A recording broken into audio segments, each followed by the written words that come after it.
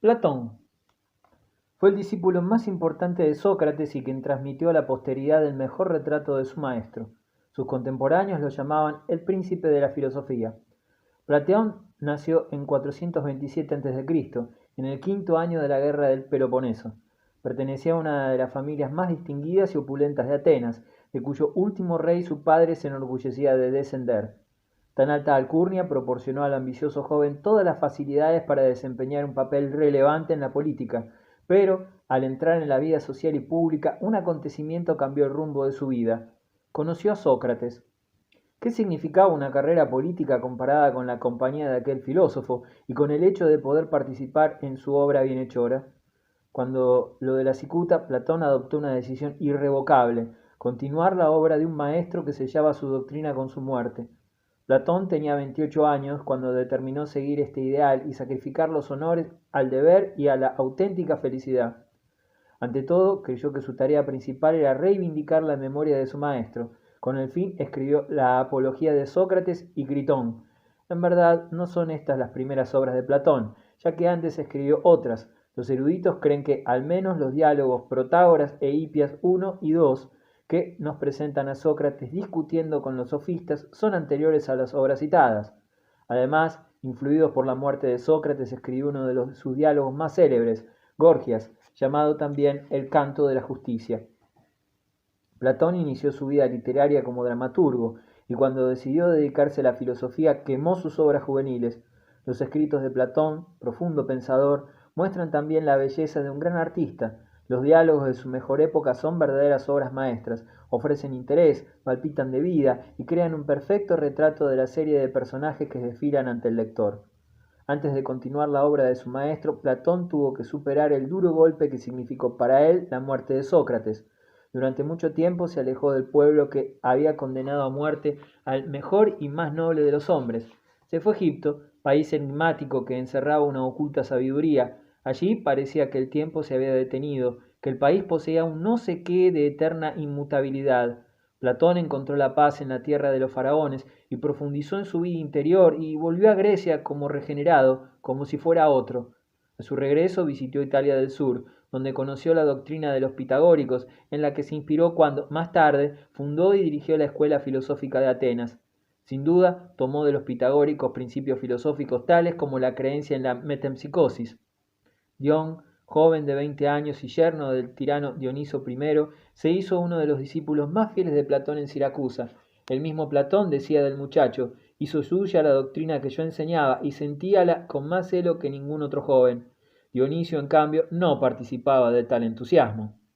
Después de una ausencia de 10 años, Platón regresó a Atenas con la idea de acometer su misión: perfeccionar la sociedad, haciendo mejores a los hombres. Reunió un grupo de compañeros dotados de temperamento idealista y fundó una comunidad a la manera de los pitagóricos.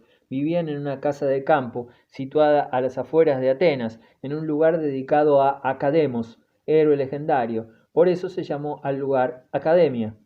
Platón enseñaba en los peristilos y en los largos paseos con sus discípulos por los tranquilos bosques de la Academia, planteando problemas filosóficos y otras cuestiones científicas. Así nació la primera academia del mundo y la de mayor duración de todas las de su género. Cuando el emperador Justiniano la cerró en 529 después de Cristo, contaba ya 9 siglos de existencia.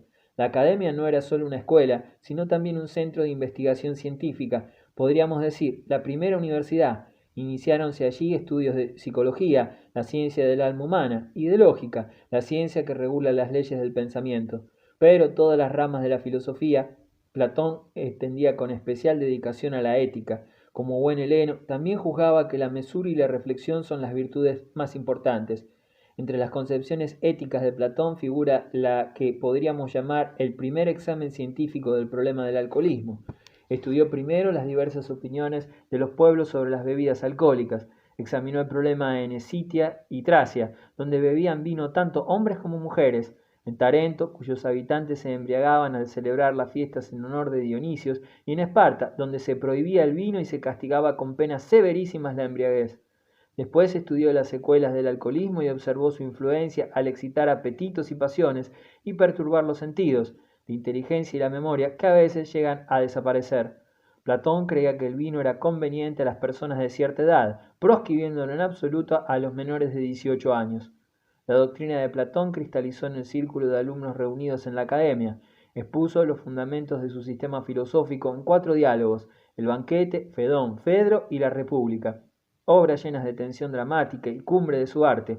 Los diálogos muestran al lector la concepción más grandiosa de la filosofía platónica, la teoría de las ideas. En la República aparece esta bella alegoría.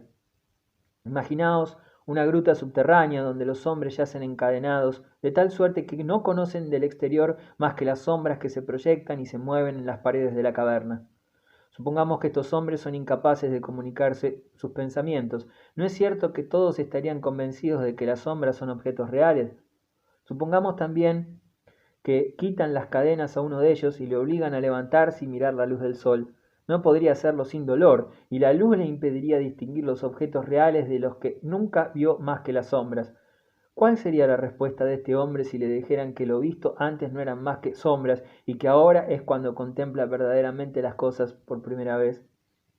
Algo parecido ocurre, sigue diciendo Platón, cuando intentamos elevarnos del mundo sensorial, de ver, oír, palpar, oler, sentir frío, etc., en que nos hallamos sumidos hacia el mundo del espíritu y de las ideas.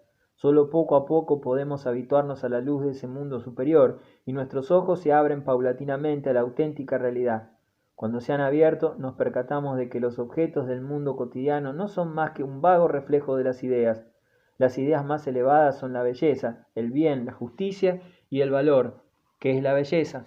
Algo distinto y mejor que un objeto bello, aunque esté presente en cada cosa bella. Un rostro encantador cambia, pero la belleza, la pura belleza, es inmutable. La idea posee una realidad más elevada que la forma con que aparece. Cada objeto, cada fenómeno terrestre no son más que un pálido reflejo del mundo de las ideas. Solo este es el mundo de la verdadera realidad. En su origen, las cosas deben su existencia a la idea. Lo bello solo es bello porque participa del ideal de belleza.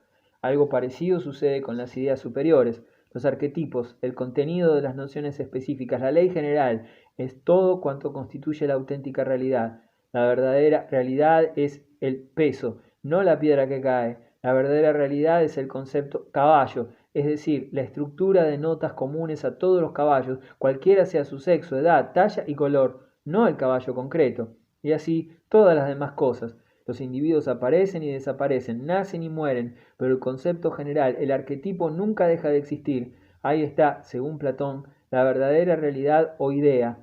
Podemos ver las cualidades aparentes de las cosas con nuestros ojos, escucharlas con nuestros oídos y percatarnos de ellas con nuestros sentidos, pero no podemos aprender la idea más que con nuestro pensamiento. Solo éste nos garantiza un conocimiento perfecto. El bien, la idea más perfecta y de la que todas las demás participan y derivan, es Dios. A veces habla Platón de las ideas superiores como de seres espirituales. Para él, pues, son algo más que simples conceptos de especie. Las ideas proceden del Espíritu Divino. Las ideas en cuanto y mientras las pensamos no son la realidad, sino como reflejo de ella en nuestra mente. Esta, con ocasión de alguna sensación o experiencia interna, recuerda alguna realidad o idea que vio cara a cara antes de venir a parar en la cárcel del cuerpo, esa caverna en que cada cual vive durante esta vida y en cuyos muros desfilan las sombras de las ideas, o sea, las cosas y fenómenos materiales.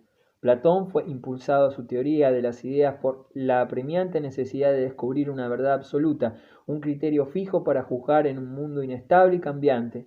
Vivir en el mundo de las ideas es disfrutar de la mayor felicidad, y así la contemplación de las ideas es el objeto al que deben tender los seres racionales. El que abre los ojos a esta realidad superior es incomprendido por la mayoría de los hombres. Si un troglodita abandonase de súbito la oscuridad de la caverna y saliera a la luz del sol, no se burlarían de él, no dirían que sus ojos están ofuscados por la luz y que por consiguiente no conviene salir de las tinieblas. Y pobre de quien intente liberar a los prisioneros y conducirles a la luz. Sócrates era una prueba de ellos. Los trogloditas le dieron muerte. Platón tuvo también esta amarga experiencia. Los hombres no quieren ser liberados de las sombras de la prisión. Esta decepción hizo que se encerrara cada vez más en el círculo de sus fieles amigos y discípulos. Su ideal político lo explicó en la República, en que expone a grandes líneas la organización del Estado ideal. El organismo estatal solo tiene validez para él si está dirigido por hombres que puedan educar al pueblo, que puedan hacerlo bueno y feliz, ya que sus miras se dirigen hacia un mundo ideal. La única forma válida de gobierno es aquella en el que el poder está en manos de los filósofos. ¿En qué medida consiguió Platón actualizar esta teoría? Hubo una ocasión en que la situación parecía propicia.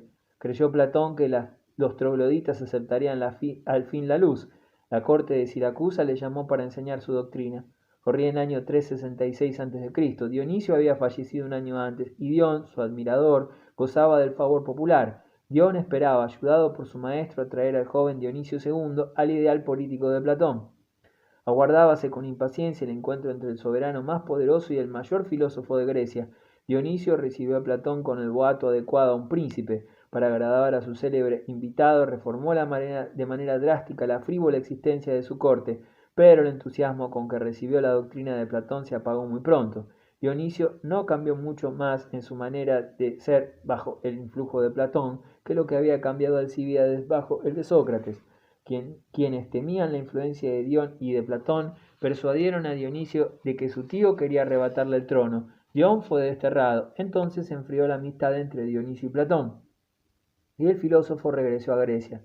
Pasados algunos años la situación se aclaró de nuevo. Dion expulsó a Dionisio de Siracusa, que se estableció en Corinto, y vivió allí como profesor. Dion fue asesinado antes de llevar a feliz término las reformas que quería introducir en Siracusa. Su muerte truncó las esperanzas de Platón. En adelante sería imposible poner en práctica sus teorías. Su última obra, Las leyes, expresa la resignación de un anciano frente a una realidad que no pudo someter. A los 80 años Platón abandonó este mundo que tantas desilusiones le causara. Sepultado cerca de la academia, su memoria se perpetúa aún hoy en sus obras inmortales. Todas las metafísicas idealistas de Occidente proceden en línea recta de Platón. En cada resurgir del idealismo, sea en San Agustín, en el Renacimiento o en el Romanticismo, los espíritus han vuelto sus miradas al mundo de las ideas de Platón para prender sus antorchas en la llama de un mundo ideal. Aristóteles, discípulo principal de Platón, simboliza el aspecto científico de la academia platónica. Si Platón era poeta y pensador, Aristóteles fue el típico hombre de ciencia. Carente de la imaginación de su maestro, de la facilidad de Platón para pensar con símbolos y ofrecer a sus discípulos un placer artístico, Aristóteles es una naturaleza seca, abstracta, con la profundidad, la exactitud y el juicio cuidadosamente ponderados del sabio actual. Con todo, también puede observarse en Aristóteles cierto dejo de ironía y humor socrático. Se le atribuye la frase siguiente: los atenienses han descubierto dos cosas, la agricultura y la redacción de las leyes. Trabajan la tierra y viven de ello, pero dejan las leyes sin cumplir. El pensamiento de Aristóteles es analítico, lo divide todo en partes elementales, en tanto que Platón toma siempre como punto de partida la imagen completa. El pensamiento de Aristóteles es al de Platón lo que una lámina anatómica a un hombre vivo. Aristóteles tenía 17 años cuando se hizo discípulo de Platón, en el año 367 a.C., y perteneció a la academia durante 20 años, hasta la muerte de su maestro. 5 años después de morir Platón, el rey Filipo de Macedonia llamó a Aristóteles como preceptor del príncipe Alejandro, quien tenía entonces 13 años. Aristóteles pudo ejercer su influencia durante un bienio sobre el excepcional joven, a quien la posteridad daría el apelativo de Magno. Pronto sintió el príncipe entusiasmo por la cultura griega, a la que Aristóteles debió aficionarle. En 335 a.C., Alejandro subió al trono de Macedonia. El mismo año Aristóteles regresó a Atenas y fundó una academia filosófica cerca de un campo de deporte llamado Lukeion, en latín Lyceum, liceo. Se trabajaba allí intensamente, no solo en las diversas ramas de la filosofía, sino también en las demás ciencias. La grandeza de Aristóteles se debe en parte a su excepcional dominio de todas las ciencias de su época. En el campo filosófico, Aristóteles comenzó siendo deudor de la filosofía platónica. Su metafísica, ciencia de lo que queda más allá de los fenómenos contingentes, cambiantes, múltiples y divisibles, física, conservó el fondo de esta doctrina, aunque, como más tarde haría Marx con la teoría de Hegel, poniéndola sobre los pies en vez de estar de cabeza. Platón presentaba las ideas como seres superiores e independientes, ubicables en un mundo distinto al de los sentidos. Aristóteles coloca el origen de las ideas en el mundo sensible y dice que están en las cosas, como la idea de un artista está en el bloque de mármol del que sale la obra maestra.